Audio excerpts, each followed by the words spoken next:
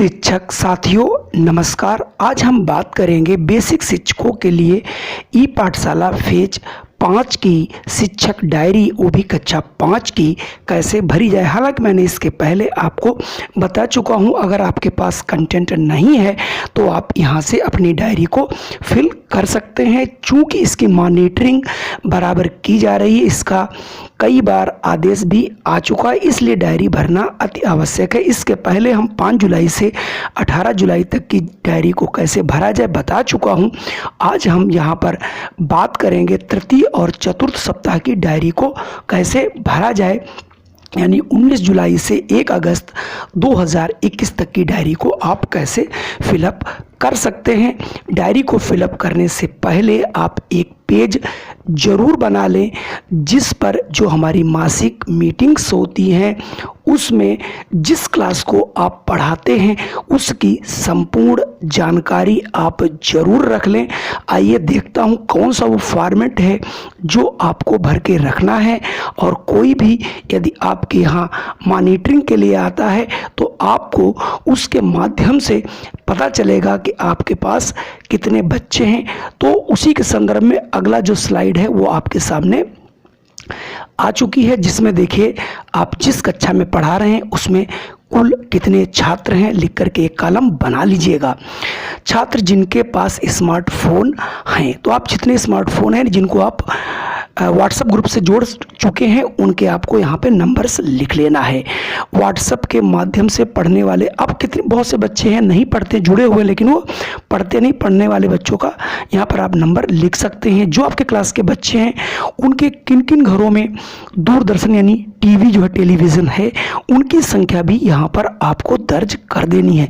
इसके अलावा आपने कितने ऐसे गार्जियन जिन्हें आपने दीक्षा ऐप डाउनलोड करा दिया है उन छात्रों की संख्या आपको लिख देनी है। इसके अलावा रीड एलॉन्ग ऐप डाउनलोड करने वाले छात्रों की संख्या, रीड एलॉन्ग इसलिए क्योंकि अगर आप प्रेरणा लक्ष्य जो आगे लिखा हुआ प्रेरणा ऐप, इसे आप प्रेरणा लक्ष्य पढ़िएगा। यानी प्रेरणा लक्ष्य ऐप तभी काम करेगा जब आप रीड एलॉन्ग ऐप को डाउनलोड किए रहे होंगे। उसके बाद है प्रेरणा साथी रजिस्ट्रेशन संख्या, कितने आपने प्रेरणा साथी बनाए हैं उनकी संख्या यहाँ पर लिख लेना है और उसका मोबाइल नंबर लिख लेना है प्रेरणा साथी का, और कितने बच्चे वो पढ़ाने के लिए बोले हैं तो उनकी भी संख्या आपको नोट कर लेनी है। और ये संख्या आपको पेंसिल से नोट करनी है क्योंकि प्रेरणा साथी भी आपके नए नए बनते रहेंगे और वो बच्चों की संख्या भी उनमें बढ़ घट सकती है। इसलिए इस कॉलम को आप अपनी पेंसिल से भरें, क्योंकि कभी कोई गार्जियन अगर टीवी बढ़ती है तो आप यहाँ पर नोट कर देंगे, या फिर कोई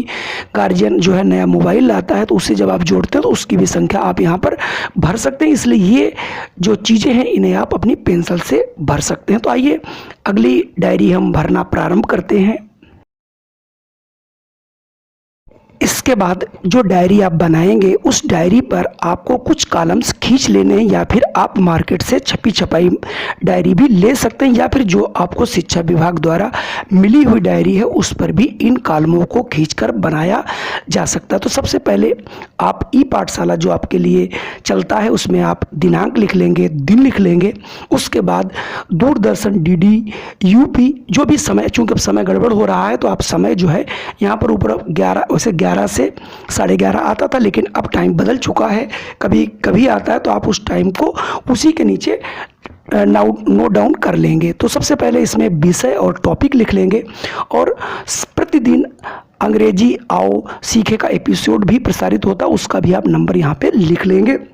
उसके बाद है व्हाट्सएप ग्रुप में प्रेषित वीडियो के लिंक आते हैं जिससे बच्चे अपनी जो है व्हाट्सएप के द्वारा वो दी गई सामग्री को पढ़ सकते हैं। इसमें 2 कॉलम करना है, विषय और विषय वस्तु वीडियो लिंक। इसके बाद आपको मोहल्ला क्लास भी चलाना है और मोहल्ला क्लास में आपको गतिविधियां कराना है प्रेरणा साथी की मदद से, और आपको भी करनी है, इसलिए उनका भी लेखा जोखा होना चाहिए। उसके लिए आप 2 कॉलम इसमें और बढ़ा सकते हैं। तो देखिए अगली स्लाइड आप आपके स्क्रीन पे दिखाई पड़ रही है, उसी के आगे आप ये 2 कॉलम खींच लेना है मोहल्ला क्लास के माध्यम से पढ़ने वाले बच्चों के।